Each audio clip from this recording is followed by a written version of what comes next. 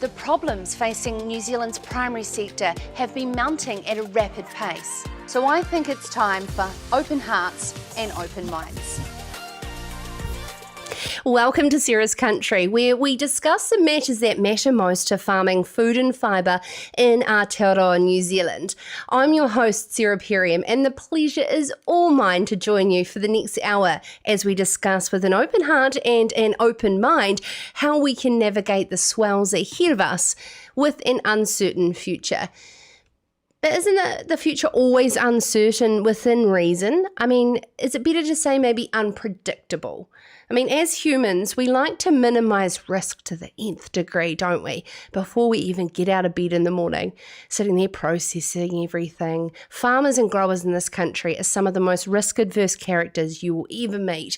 And they get out of bed every morning not knowing what's going to happen, weather, prices, politics, but believe in the long term of why we do what we do to create food and fashion with integrity and our next generation in mind.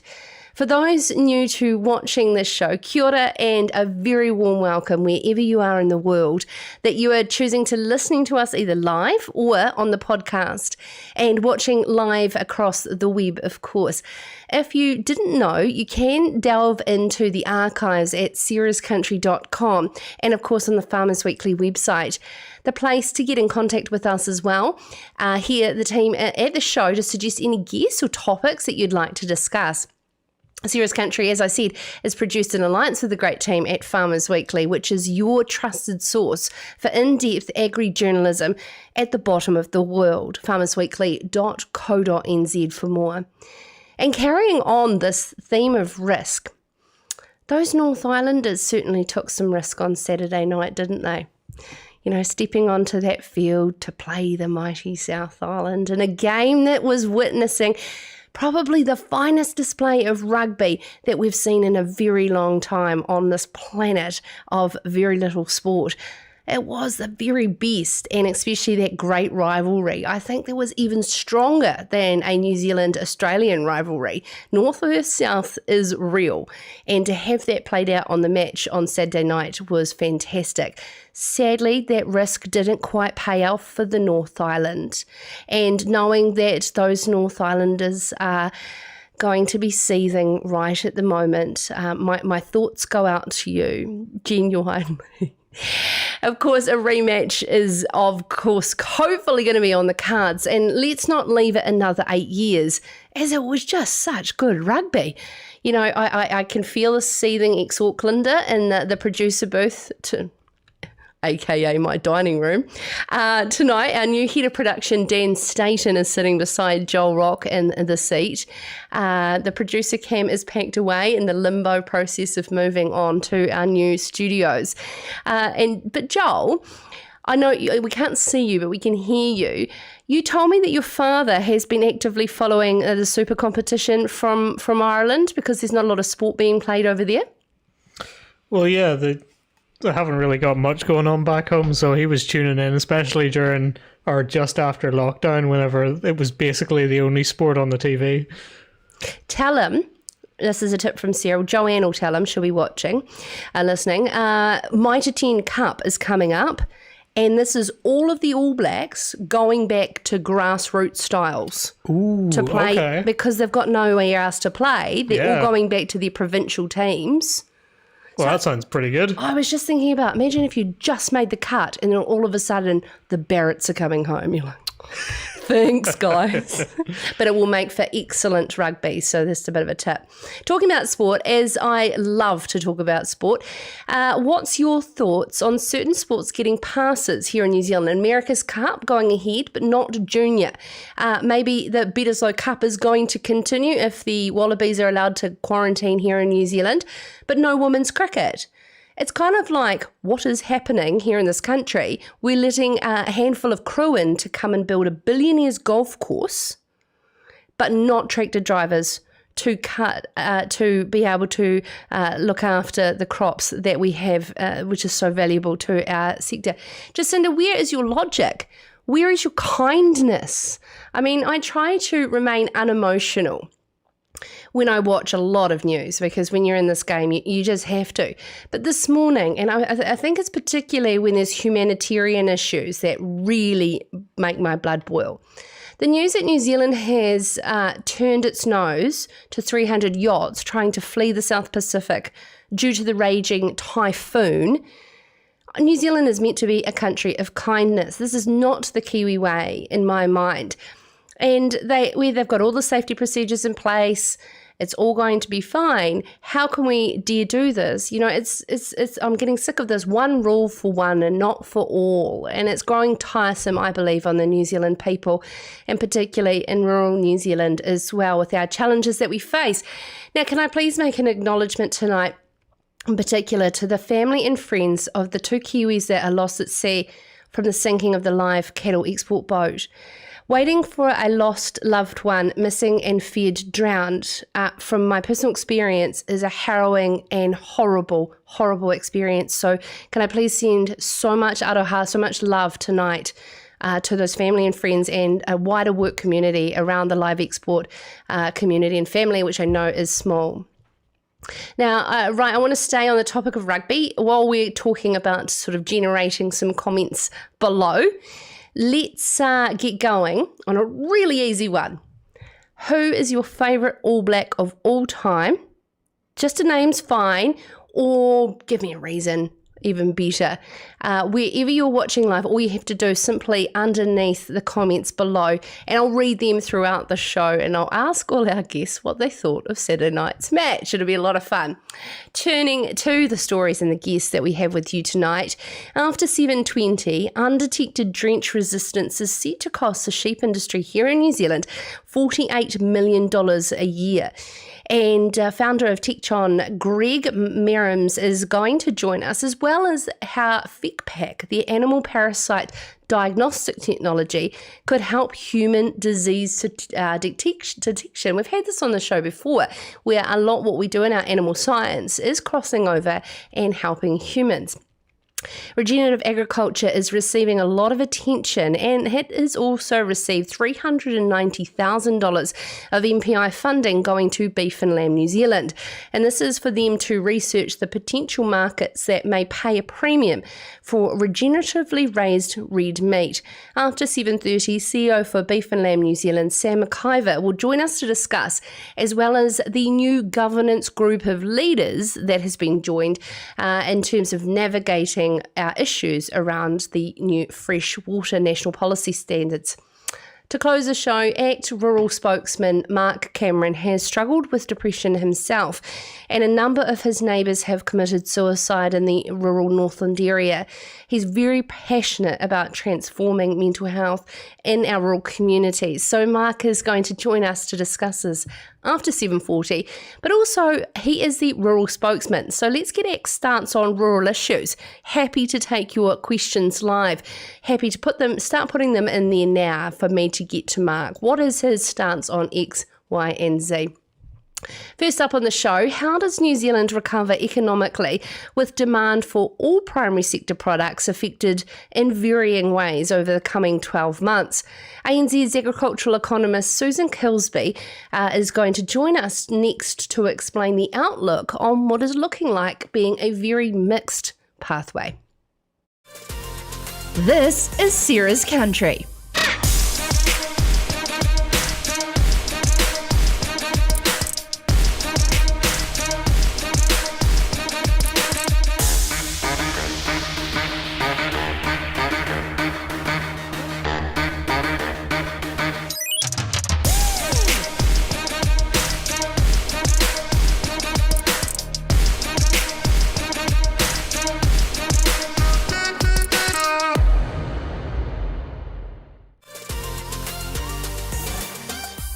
Well, there's caution that the government's Fit for a Better World report may take a bit slower to get off the starting blocks. A broad snapshot that has been provided by ANZ's Agri-Focus report in August shows that it is going to be a bit of a mixed pathway ahead. Joining us is agricultural economist Susan Kilsby to talk through this. Susan, in the next 12 months ahead, it's not an even playing field for our primary sector commodities, is it? I mean, It's going to be quite tough going. I mean, we're selling product into a world that's very depressed at the moment, so it is hard going. So while our commodities are generally holding their own and doing okay, it's going to be quite challenging for the next 12 months or so as well. So in terms of prices though, on a 10-year average, how are things holding up? Well, a lot of commodities are still sitting around that 10-year average or above. Most of our horticulture products have done pretty well, particularly earlier in the season. Prices have come off a little bit as we're sort of moving through into the latter parts of our apple and kiwi fruit sales. But in terms of dairy, our milk price forecast for the season ahead, our forecast is sitting around $6.50. That's not too far off the 10-year average, slightly above, although there are a few downside risks there. If we're looking at sort of our proteins, our meats, generally not doing too bad at the moment. But once again, there are a few risks there. We're finding the cheaper products are a little bit easier to sell in the markets than the higher end products, which tend to be consumed at the restaurants or on cruise ships and by tourists, really, by that real service sector. So that side of things is hard going. Venison is really hard going at the moment because that's so connected to that service industry. And then some products are sitting back a little bit. We've had a real up and down season for our forestry sector. Log exports have been all over the place in the last 12 months, but generally a bit depressed. And I can't see that changing in a hurry because it's so linked to, how economies are going. It's so linked to housing and building and that side of things. And we're also seeing a lot of supply of timber coming in from other regions into our big market, which is China, there as well. So that's, making that challenging. But there's been a few upsides. Some of the products that are more linked to health are doing well. So we're seeing, kiwi fruit, particularly the gold fruit, doing really, really well. And there's been a good, uptick in demand for the likes of velvet, which, people see as something that can boost their immune system. So in the current, COVID-19 environment, those sort of products are doing reasonably well. I found it really interesting reading about the roller coaster ride for cheese, and the US government potentially backing cheese, but then pulling out of it. What was the story there? Yeah, so what we saw, first of all, when COVID hit, there was an absolute surge of milk in the US, and that was at the peak of their season, and they really struggled to process. Prices absolutely plummeted and got down to really, really low levels. But then the government kind of stepped in and it has said that they were going to buy up excess dairy products for to feed their needy. And then they've sort of extended that program a few times and adjusted it, and every time they've made sort of a bit of a change to it, we've seen prices shoot up or move around again, and cheese prices sort of went to record levels. So went from incredibly low levels to record levels. So absolutely throwing things around in that market. So farm gate returns were looking really dismal, and then now they're looking a lot better. So that's sort of supporting in that market. It doesn't really flow out to the wider global markets as much, but it's certainly supporting the internal market in the US for cheese, which is sort of keeping milk production ticking along over there. But who knows what will happen once that program sort of comes to an end. At this stage, it's looking like it'll run sort of through to the end of the year, or at least past the election, and then we'll see what happens with it after that. Are you concerned about the reflection on farm gate prices and the discrepancy between what we're receiving overseas for our red meat and what we're getting here at home, and particularly schedules to farmers? Because I know Mel Crowd at Agri HQ is. Yeah, absolutely. So those overseas market prices have been weakening, particularly for those higher end cuts, but even the lower end cuts have been coming back, more so in lamb than beef.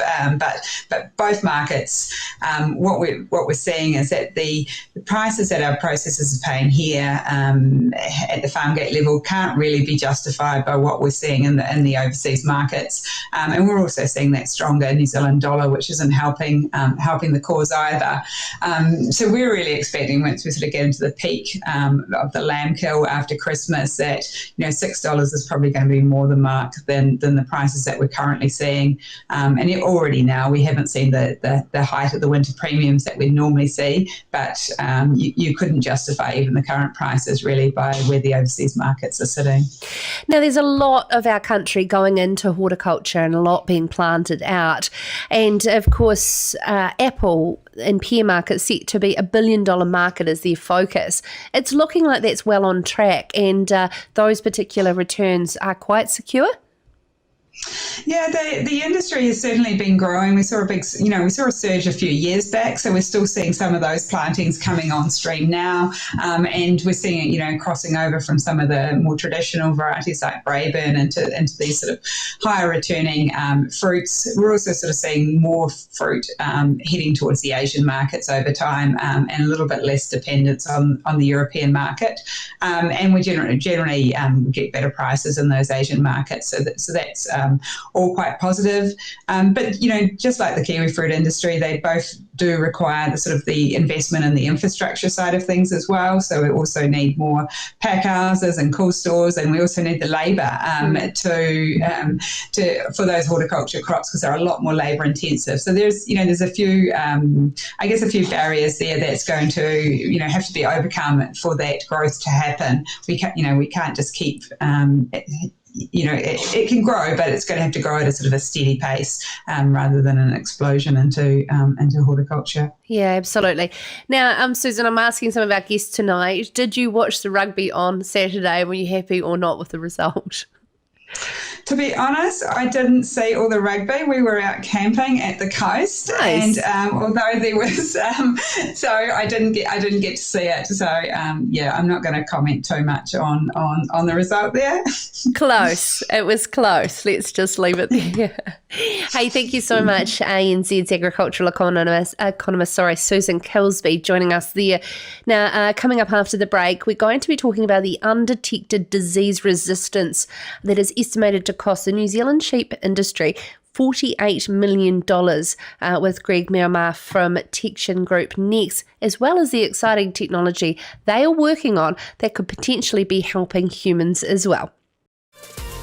This is Sarah's Country. Balance has its own team of innovation specialists. It's our job to lead the way, working with some of the most cutting-edge science and research. We've got partnerships with some of the best suppliers in the world, so our farmers get the very best products for New Zealand farms. And in every region across the country, the conditions are very different, and farmers' and growers' needs are too. That's why we're always looking for solutions that are just right, like here at our Huntly Service Centre. And here in Canterbury, we've got a self-service silo, so I can pick up fat when it suits me. And here in Mirramsville, we've got a world-class mill. That means that we can safely deliver our customers with the freshest, highest quality feed and minerals. It's about putting the customer first, because that's what drives our business. We've been focusing on faster turnaround of orders. We've got to get the right products to the right places at the right times. Here in Taranaki, we've got New Zealand's only urea manufacturing plant. It's where we create our premium sustained fertiliser. We're supplying nationwide and working locally. By getting to know you and what you want to achieve, we can help you get there. And with the new My Balance platform, Balance has put my farm at my fingertips. In fact, we offer support in all sorts of ways, sharing the best nutrition practice with farming families across the country. Whether we're talking about animal health, farm productivity, or looking after our natural environment, sustainability underpins everything we do. We use our local expertise and the latest tools to help farmers and growers navigate the changing regulations, so you can leave your farm in great shape for the future. And we can be really accurate, avoiding areas like wetlands and waterways with our award-winning Spread Smart tech. It makes the job far safer, more efficient, and gives you the best results. When you've got access to that kind of know-how, you've got the support you need to make sure you're farming sustainably. It's that kind of thinking that'll keep us going for generations to come. Together creating the best soil and feed on earth.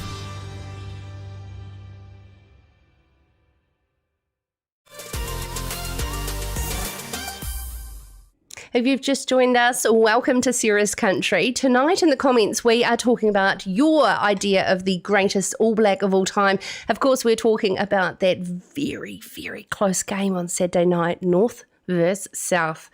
I'd love to know your thoughts if you thought it was fantastic, like we did down here. That's all I need to say. Michael said, Sir Brian Lahore. Absolutely. Michael and Aidan has said Dan Carter all-time legend, but Richie Moanga for the outstanding rugby profession on the field this year. Too true. James Meyer has said Michael Jones. He was an absolute professional as well, very much so on and off the field. And Anthony said Jeff Wilson would be mine. I've read his book a few times and he did it the hard way. Didn't go to a sporting school and played sport well above his age group. Saturday night's game, I was not a fan of the game. I'd love to know why. I thought you were a Southland boy, Anthony. Simeon. Oh, John says Zinzan Brook. Now, I do remember. Who remembers the Caltex figurines? 1995 World Cup. I collected all of them. My dad was so proud. Love to know in the comments below what you thought of Saturday night's game and who is the ultimate All Black of all time. Now, we are heading south to Techion, where we will be joined shortly by a man who will share probably last Saturday night's results with me. But basically, we're going to talk about a couple of different topics, but this press release come across my desk and caught my attention. Particularly, there's a lot of stories and documentaries around our antibiotic resistance in humans being on the rise and something of great concern. So is drench resistance in our sheep. The consumer is demanding that we have antibiotic-free meat, and we cannot keep putting the drench down our sheep's throats and being able to avoid what is now being proven through this survey as a very large problem. $48 million a year it is costing the industry. And joining us now is Managing Director for Techion, Greg Mirams. Good evening, sir. Do you share my gloating on the rugby to start with? Hey, Sarah, and look, absolutely, what a game. And to finish it in that manner, I think just made it all the more special. And the fact that the South won was pretty cool. And that was 2 games in a row for the South. The last one was at Carisbrook, of course, to help out Otago Rugby. Yeah, absolutely. And they certainly needed it at the time and have turned things around a lot, which is fantastic. Let's talk about it. We're going to talk about a few things here, a few stories out featuring your wonderful agri-tech company. Tell us about how FECPAK came about, the technology, about animal parasite technology, and where that's sort of leading towards doing a survey around drench resistance. Well, look, Sarah, it already began. I mean, my background is in farming and farm systems. And when we look at animal production and performance, nutrition's number one. You got to feed your animals first. The thing that'll rob you and destroy your commercial success after that will be if you have disease in the animals. And the major disease that we deal with is parasites. And they'll take growth rates, lambs doing sort of 220, 240, 250 grams a day, and they'll halve them if you have an undetected parasite problem in there. So it's a big issue. And our only recourse, in fact, when I was younger, I was basically employed to drench lambs every 3 weeks, just routinely treat them. And what that's done is we did that even if we didn't know if they needed to be treated, we just did it routinely. And consequently, we're now striking major problems where the drugs we were using and relied on to take that approach are not working, and they're failing to a really concerning degree. And we're now seeing farms that are losing production and productivity, and they have very few options left. So the story around where we come from and our involvement is really around taking an invisible problem and making it visible. If farmers... if I use this analogy, Sarah, if they spray some gorse and then 3 months later it starts to green up, then they're on the phone to the helicopter company or the spray company, something's gone wrong, they've invested a lot of money and the gorse is greened up. That's exactly the same issue, cost them more money if they're using drugs that don't work. The only difference is they can't see it. And so when they see the stuff is failing and they realize that this is what it can cost you, all of a sudden you get that whole change in the approach, and all of a sudden they're making more money because the animals are growing and they're not buying drugs that don't work. It's a really hard thing too, because a lot of diseases are subclinical, and so therefore you've got to kind of be a bit of a mind reader and to predict that, particularly with climatic changes, and also trying to put weight on them quickly. Yeah, well, speed's everything. You know, the quicker we grow these animals, the more money you generally make, the less carbon footprint you have, the more you can do. So that's the secret of profitability, is high performance and low cost. For us, as I said, if you have subclinical parasitism going on, if you've treated these things but you've only killed 50% of the worms, the other 50% is still holding that growth rate back, and consequently, you know, they take longer to kill and all those other things. And there's been many studies, which is what you would have read in the press release, that have shown the cost of the subclinical or unseen production loss, but most farmers aren't aware it's happening. By the time they see that there is an issue, the drugs have been failing for years. And so the plea for us is to go out and actually understand what drugs work on your farm and what ones don't, because it's a fundamental part of the information we need to just use drugs that work and avoid stuff that's not working. It is a really hard place to navigate though as well, because every year in season is very different, and veterinarians are a lot of source of information, and of course a great salespeople for that as well. So how would you suggest utilising your technology like FECPAK to be able to make, you know, those more informed on-farm decisions? So look, the key for us is that none of us are as smart as all of us. Our ideal situation is that if we're working with a veterinarian and their client, what we can bring is that diagnostic information and technology to make that easier and cheaper and more accessible. Then we can make smarter decisions. It's actually not a hard thing once we have the information. For the issue of drug resistance, this is a permanent issue. We can't reverse this issue. So when you have drug failure, it's permanent. And we've got farms, and there were actually some of them were quoted in that story, where they have got fundamental and catastrophic breakdown of drugs, and their animals, we're getting deaths. They can't control the parasites. And so people all the time say to me, "Oh, don't worry about it. We'll get a new drug. We'll they'll come out with a new one." And look, I work really closely with these companies internationally, and the latest estimates on cost is somewhere between $200 and $2.6 billion to produce a new anthelmintic drug for anti-parasitic worms. Now, we are not going to see that. I do not expect us to see that sort of investment. It takes 15 years to do. The patent cost is huge. So we have what we have, and we need to look after that, and we need to be using drugs that work. And as you said right early on, Sarah, the reality is that our taste pure nature story that we talk about our animals in our marketplace, in our supply chains, we're seeing more of this issue around transparency, what's going into our food that we eat.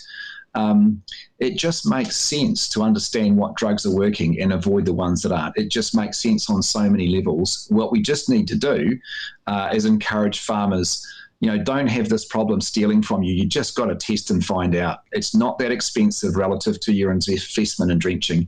And we've had farmers that have, as you saw in the stories, completely turned their business around by realising that the reason their lambs aren't performing is because they were using drugs that don't work. I'm just reading here, the final word rests with the Central Otago farmer who, after looking for answers for 18 months, has recently confirmed his property is resistant to all drenches except one, is what he found out. He's too scared to try and work out the costs of the wastage, the death rate, the loss of productivity and weight gain failure. Let's move on to the other story. It's what a treat having two stories in 1 week. Around the technology of FECPAK, which is an animal parasite diagnostic system. How is this being used to potentially collect data and track more than 30 human diseases? Yeah, Sarah, this is an evolution of our business. We obviously, I started the first FECPAK back in 1992, long time ago. And what's occurred is that as the the evolution of cloud computing and imaging technology, we evolved from teaching farmers to use microscopes to look down to count parasite eggs in their fecal samples, and we've now we don't have to do that anymore. We can prepare a sample and put it into an electronic device, and that uploads images to the internet cloud. And from there, we can analyse them from all over the world. So it's been totally transformational for us as a business, because we are now a borderless diagnostic company, and we build this technology. We send it all over the world. As I said earlier on, 95% of it goes offshore, farms all over the world. And what's happened is that we have realised that we've actually got more technical capability with this technology that we've developed in the sheep industry than we have in the human parasite issue. Now, 25% of the world population have chronic parasites, and they operate very, very similar to parasites in sheep and cattle and dogs, and they pass eggs into the feces. That's how we measure them. The drugs they use is very similar. They've got drug resistance developing in humans. And so this whole area is fascinating, because it's this concept of what's called One Health. One Health being, actually, there's not much difference between us and animals when it comes to disease and drugs. And if you look at COVID as an example, I mean, there it is. We are closely linked to other animals in terms of those diseases. So if we've developed technology that works in animals, can we use it in humans? And where these problem areas are, they don't have hospitals and they don't have laboratories. So for us to have a point of care, deployable technology that we can send into the middle of an Ethiopian rural community and be able to test the calves, the kids, the goats, all through the same system, and be able to measure disease is pretty cool. So that's that whole evolution of what's happening, and we're pretty excited by it, because as I said, it's a real story of emerging out of New Zealand sheep industry and now being used in human health. So yeah, it's kind of cool for us. Oh, every time I talk to you, Greg, I get so inspired about what you've created over so many years. It's absolutely inspiring. Can you work on the COVID test that has to go right down the back of your nose and through your throat? I had that on Friday. I can say my results were texted to me and I'm fine. Hence the nasal tonight. My apologies, everybody. But I mean, if I could just, put that into my phone, do it from home, and not have to feel like a leper in the car park with the lady in the has cams, we're getting there, aren't we? We can keep a track of our own health. It's coming, Sarah. It's genuinely coming, and I mean, we hear a lot about vaccines in the media. And look, who knows when we're going to see those? The quickest vaccine I think in history was over 2 years, and that was for mumps, I think, and that's over 2 years. So if they're going to crack it in 12 months, that's amazing. Well, that's still another 5 or 6 months away, and they've got to supply us. In my view, and the industry that I work in, I actually believe that we will get that much simpler, more accurate, very, very quick ability to test for COVID. And that'll actually be stunningly powerful, because if we're able to accurately test very, very quickly, and it's uninvasive, not down the nasal passage, and even on tonight's news, they're talking about saliva testing. It's not far away. It's being used in the US and Europe. That's actually going to be one of the greatest tools we've got against COVID as we wait for a vaccine to come on stream. And even if a vaccine is here, we will still use point of care diagnostics. That's the key. Excellent. I'm going to throw you a curveball while we're talking rugby before I let you go, Greg. Favourite Otago player of all time? I think it's got to be Ben Smith, actually. Oh, not a latter or a well, no, I did go up in the latter era, but I think that Ben Smith just encompasses everything that's cool about Otago rugby. I mean, he's come up through the club system. He's understated. He's just at all class as a as a guy. I've met him a couple of times, very in a social setting, and I just found him, as I said, presents everything that we really like about Otago Rugby. We just don't have very many of those types of humans coming out of the district at the moment, Sarah. So we need to try and find them. They'll be here. We're just not getting them on the list. Father Bob's been working on it hard with Otago Country Rugby for many years, Greg, and he very much totally in support of Otago Rugby and, of course, rugby across the nation, which has got you stirred up in the comments. Good on you. Please send in Don Clark. Absolutely. There's another one come through. Who is your favourite All Black of all time? We're discussing, of course, with that fantastic game that was on Saturday night. I can say the word fantastic, being in the South Island. My apologies. Jock Innes has come in. Aren't you just a wee treasure, Jock? North-South game was a win for rugby and for the mainland. Absolutely. And Don Clark comes to mind. That kick from halfway at Lancaster Park in the 1960s. Thank you so much. Andrew Mertens, yes, fantastic. Anthony said he was a Southland boy, but the ref was not the best. Here we go. Don't talk about the ref.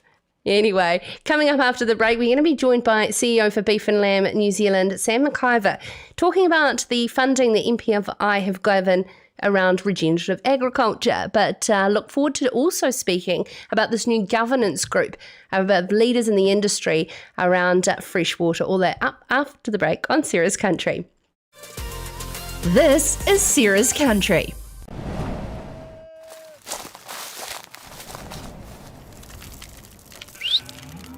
Growing a better world takes courage. It takes foresight and vision. It's about dreaming big, then being brave enough to follow that dream through. To create a world where food is plentiful, soils are healthy, and rivers run crystal clear. A world where we grow more with less, where livestock is tended to with care. Energy is friend, not foe, and waste is a valuable resource. This is the world you're already shaping through imagination, innovation, and determination.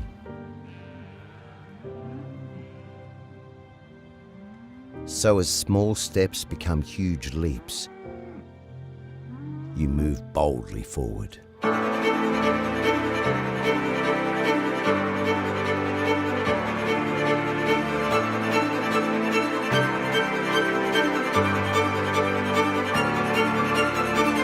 And Rabobank is there beside you to help grow a better world together.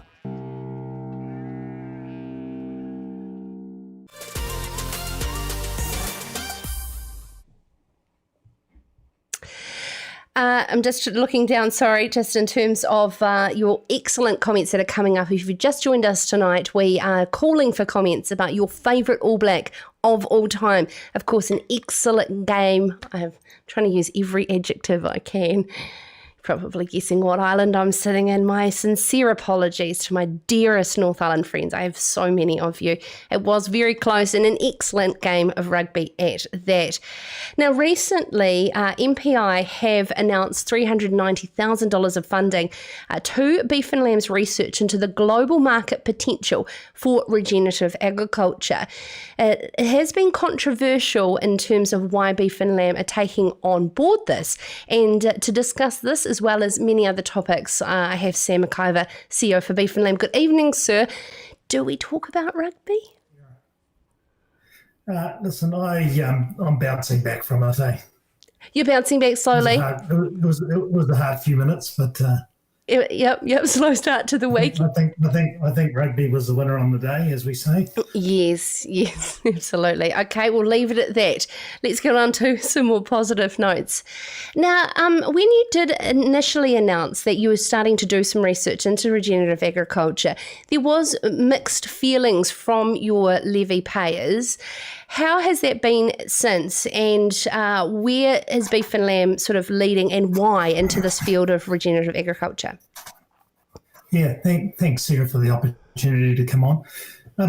Simply what we have a discipline around in our businesses is looking to the future and seeing what emerging issues are coming across the horizon. And in fact, farmers have said to us that's a very important role that they want us to play, looking into the future, anticipating both the opportunities and the risks and preparing them for it. And we saw this regenerative agriculture movement starting to gain real momentum internationally. And we said to ourselves, it's really important that we understand it, understand the impact that it might have on our competitive place in the world and the opportunities that might arise from it for New Zealand farmers.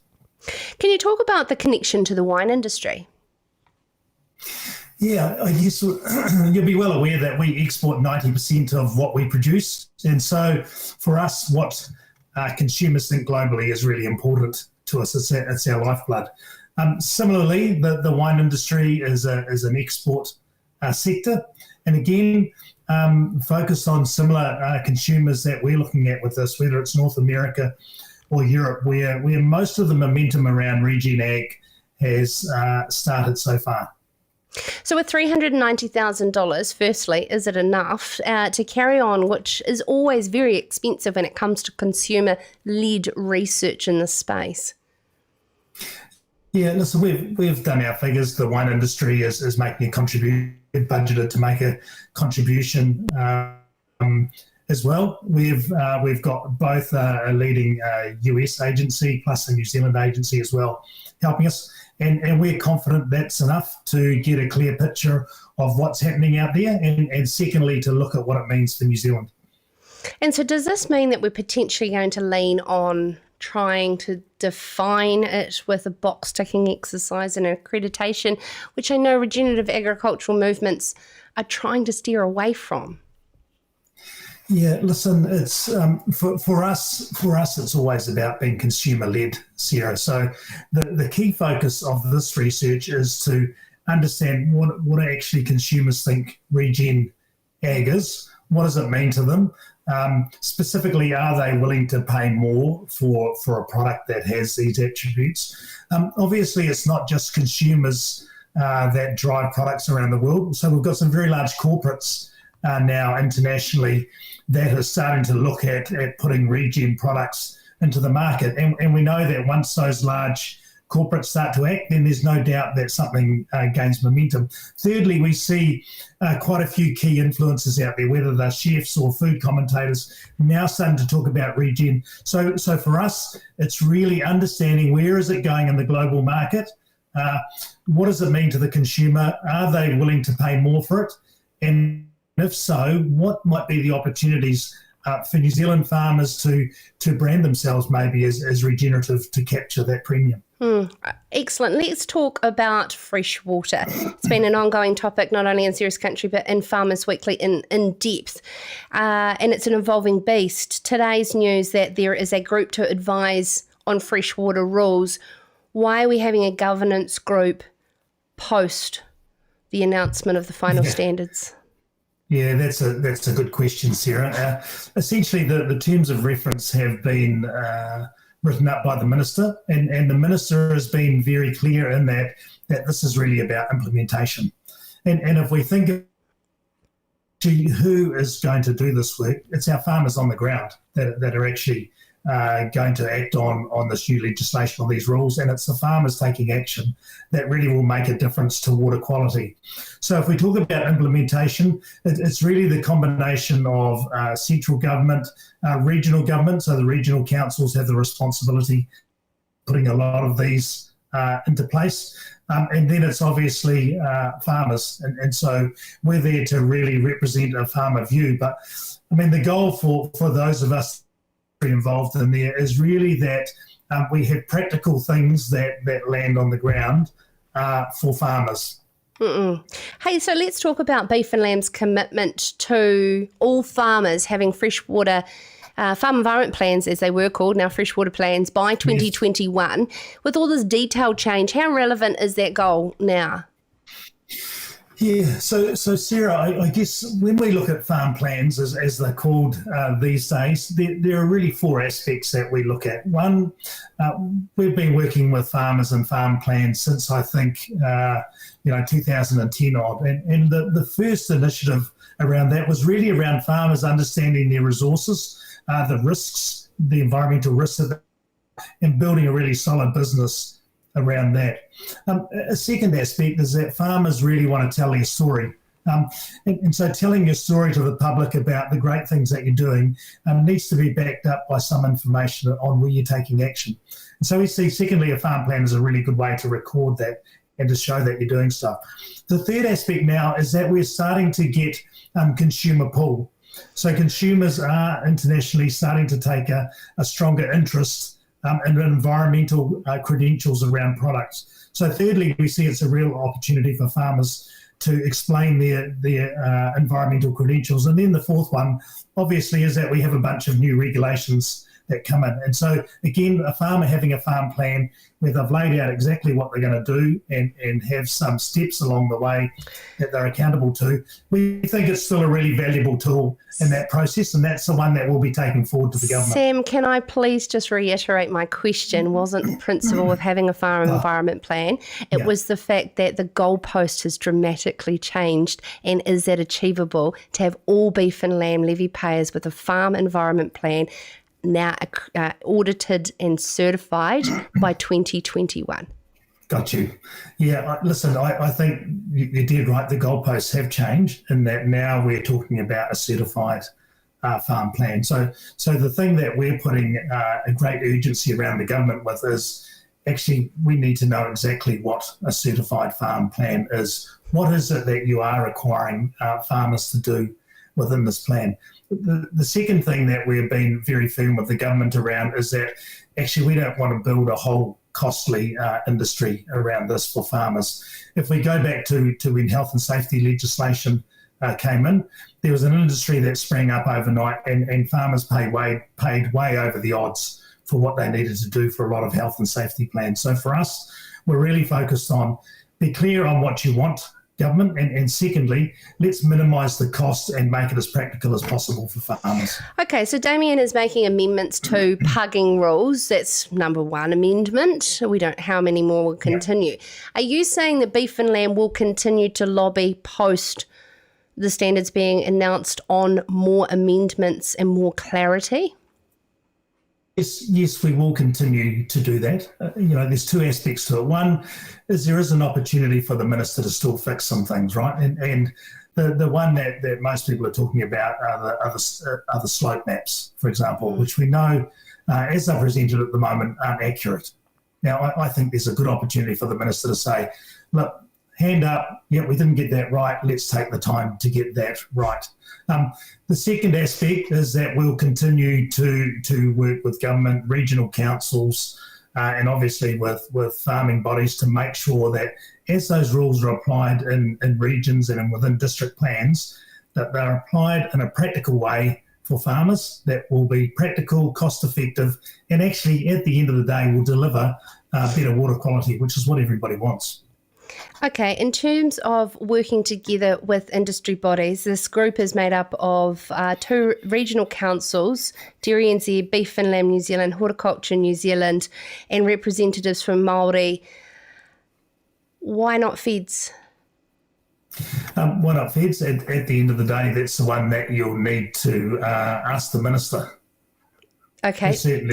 We certainly indicated that we thought feds would be useful to be on there. Feds has a really wide catchment in terms of the farmers that they have. They cover bees, they cover arable, they obviously cover dairy farmers and sheep and beef farmers as well, amongst other things.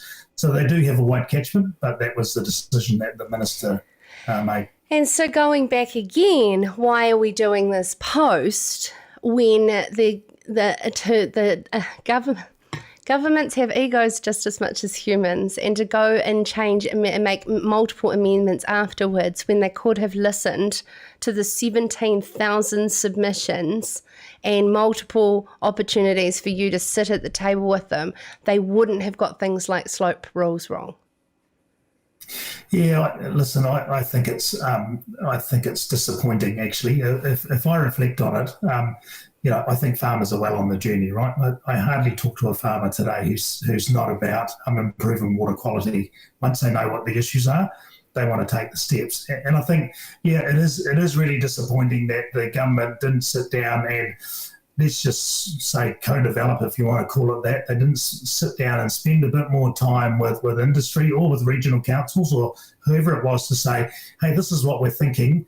How do you think this is going to land? How do you think this is going to work? I can't answer for the ministers or the ministers as to why they didn't take that advice. Well, we will continue to follow with interest. Thank you so much, Sam McIvor, for your time, CEO of Beef and Lamb New Zealand. And of course, with that research, $390,000 into what consumers around the world perceive regenerative agriculture and how New Zealand can potentially benefit, whether we are currently or leading into the future, to take up that potential premium. Now, coming up after the break, to close the show, we're going to be joined by a very special guest from Northland who has suffered from depression himself, has had many friends commit suicide in the rural communities of Northland. He is the ACT rural spokesman, Mark Cameron, coming up after the break. This is Sarah's Country.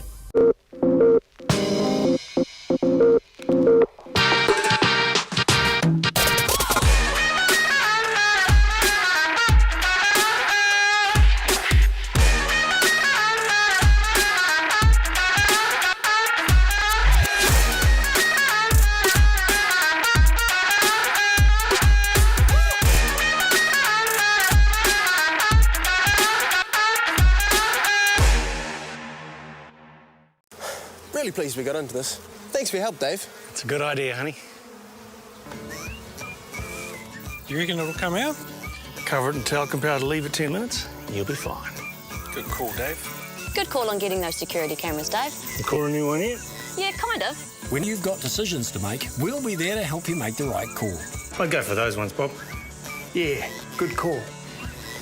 Did you choose these? Oh, you know. For great advice and insurance, talk to FMG. One of the first things you learn when you live out here is where to shop for the things you need to live out here. Like electric fencing. Or horse feed. Or bee suits. Children's. Chook food. Do you want a couple of these? Or something stylish to wear. Not everyone's got stuff like this. But at Farmlands we do, and then some. So if you need anything to help you farm... Grow, milk, drench. Rear! Come on in. Because we're out here too.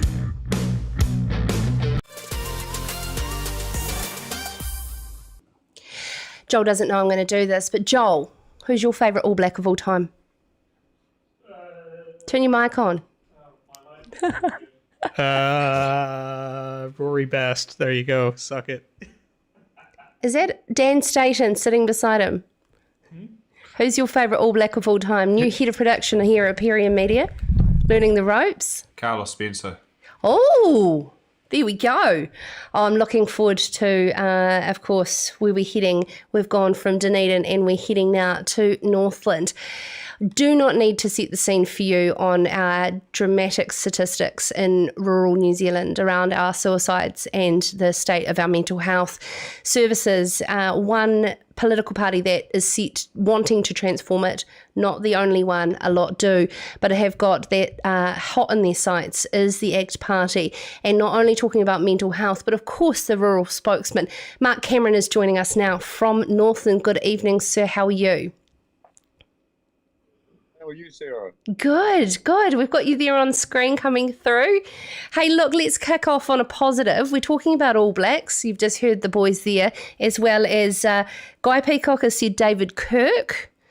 Who's your favourite All Black of all time? Oh, look, it's got to be Fitzy. It's got to be Fitzy. Yeah, look, I've got a soft spot. I don't think he got a lot of justice for the amount of work that man did. Definitely. He was an excellent captain and totally over that time of some outstanding All Blacks. I'm just going to throw out Jonah Lomu. Why has no one brought that up tonight? Yeah. Can I say that as well? Hey, now, Mark, thank you so much for coming on Sarah's Country. Of course, it's probably kicking off the countdown to the election where we will be speaking to the rural spokespeople from each political party throughout. But, of course, it's Mental Health Week, and hence why we're talking to you tonight. Could you please, you are a dairy farmer up in rural Wai and, of course, have been deeply connected to the rural community in Northland for many years. Can you give us a wee bit about your personal experience with depression and mental health? Oh, look, absolutely. I've been up in the Copper Clay for 30 years, and I'm now coming up 50, but in my early 30s, I suffered from mental illness terribly. I was heavily medicated for it, and it's, Sarah, it's conducive of everyday farmers who are notoriously good at not reaching out. We seem to identify who we are as farmers by what we do. And quite often that acknowledgement goes missing, and we don't communicate that reality well with each other and to those that we need help from. And of course, you certainly had a rough go when it comes to personal experiences with those who have lost their battle to depression. Yes. Oh, look, I've had the misfortune of, in the 30 years I've been dairy farming in Northland, I've actually buried 4 of my colleagues. And you know, Sarah, it's got to stop. The first thing I would say to anyone, farmer, dairy farmer, sheep and beef growers, you're bloody good farmers. You know, New Zealand farmers need the oratory that they haven't had. We're the best farmers in the world, in my opinion, certainly in the opinion of the ACT Party. I want to get that message back out to them and say, hey, look, we are in your corner. The vitriolic language that all too often has been thrown at farmers, it's got to stop. And in a world where the dear old New Zealand economy is contracted by 10%, the worst thing we can do is take pot shots at our farmers. It's just not on. We'll talk about some of these rural issues, and I want to work through them with you, as I will give the floor to each and every political party in all fairness, Mark. But let's talk about ACT's policy about transforming mental health. The Labour Party wrote out a large cheque. Not many people have seen the coins landing around them. Lots of promises. In my personal experience working in rural mental health, it is growing. It's not going away, this issue. And the isolation of services is a real dramatic problem. What's ACT offering to do that's different? Well, the first thing I think we've got to acknowledge is that we need a more tailored approach. We don't have it. It's the old analogy, if you can make the comparison to a university, administration gets all the money and it doesn't filter down to the people, which are the teachers and the students that so desperately need it. And it's happening in the mental health reality. Very sadly, as an I had my whole herd eradicated with M. bovis. Now, I'm lucky that I managed to get through that. So often, those that reach out don't get the oratory, don't get the support, because it's all locked up in administrative costs, and the ACT policy is a lot more tailored approach. Brooke Van Belden is our deputy leader. We're creating a portfolio specifically targeting in the health reality, a new portfolio directly targeting mental health and addiction. It will be called Mental Health and Addiction New Zealand. But I would defer her wisdom on that. She knows more of the particulars. We are going to release that in the coming days. Mark, what helped you? Ironically, Sarah, helping others. I was a suicide potentiality, and the best thing you can do is lean over the fence and a big gregarious voice say, hey, look, I've got mental health issues. I'm suffering from mental illness. Bloody well help me. And it's the best thing you can do is jump on the farm quad, go to your neighbour and ask him how he's going. We've got to get rid of the stigma. We really have to get rid of the stigma.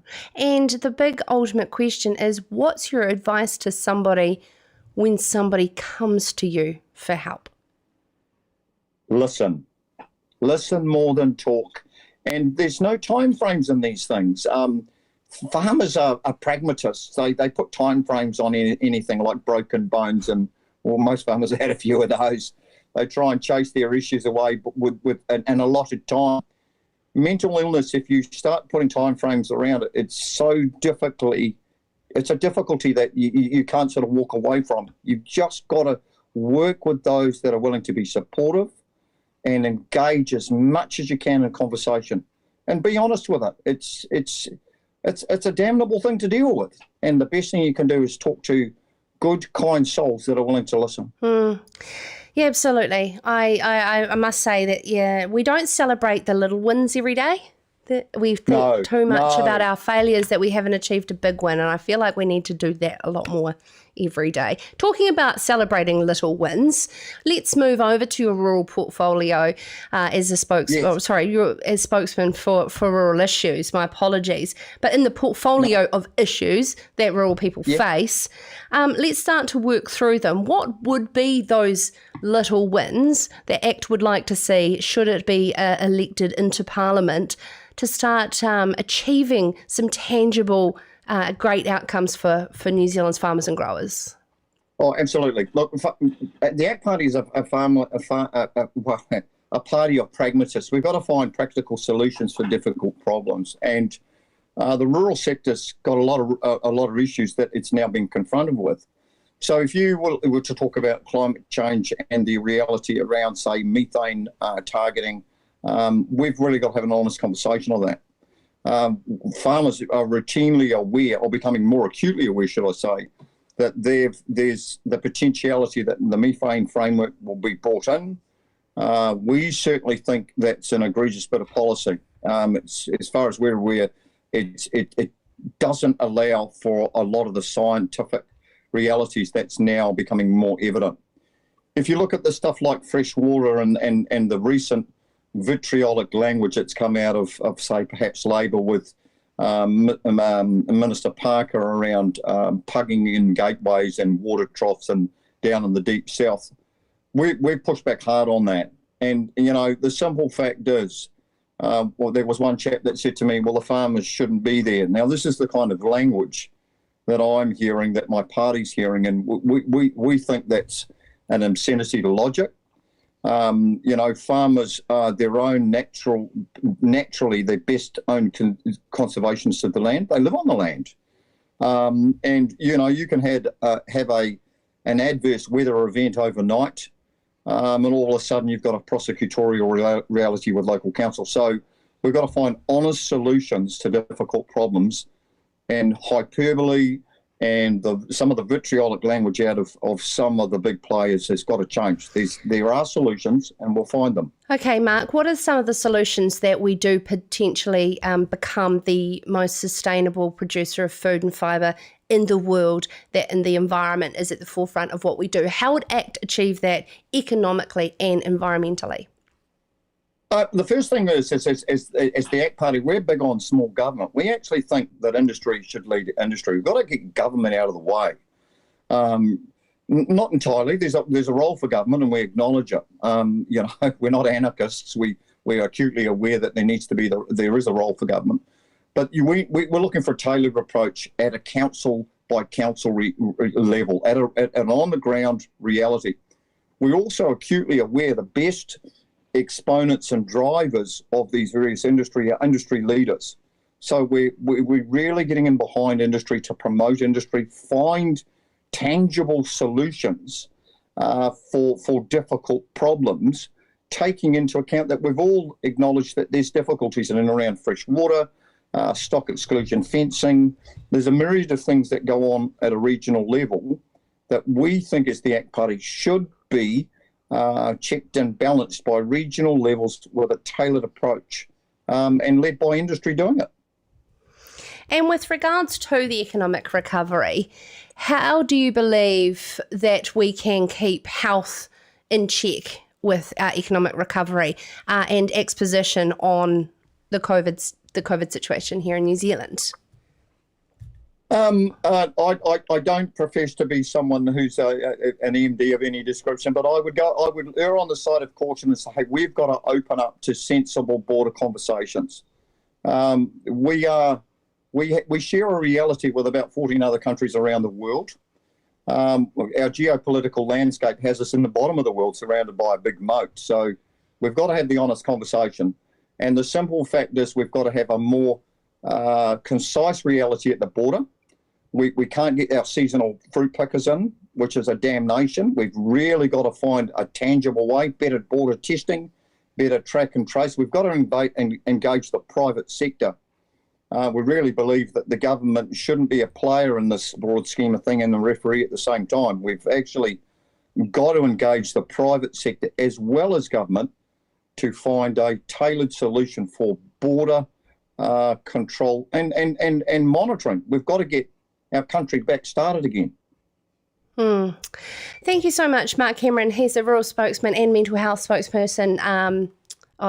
Speaking about his mental health situation for the ACT Party. My apologies. Thank you so much, Mark, joining us here from Northland. Now, that's all we've got time for tonight on Sarah's Country. Looking over to some of the stories that we have coming up tomorrow's show. We'll be joined by Roger Dalrymple, the front page of Farmers Weekly, about some freshwater thinking.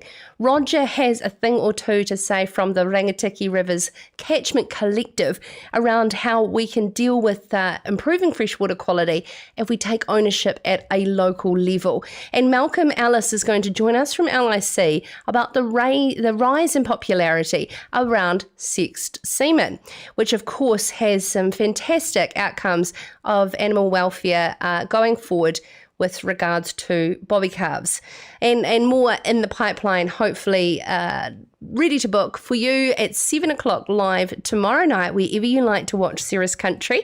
And of course, if you're listening to us on demand, we absolutely love hearing your feedback. I got some on Twitter today about listening. It's a lovely photo of out listening to Sarah's Country out on the farm. So thank you so much for having me and our guests in your ears on demand, on podcast, and of course for our wonderful live audience, you've been an absolute treat. All-time favourite All Blacks. Of course, we'll do some rugby chat again sometime. It was so much fun. Thank you so much to the team at Farmers Weekly. Check them out, farmersweekly.co.nz, and make sure to subscribe to My Daily Digest so that you can get the latest in rural news right in your inbox. And, of course, send me an email, sarah@periummedia.com at any time to suggest any stories or topics. I get them all and absolutely love receiving your feedback. Until tomorrow night, good night and go well. This is Sarah's Country.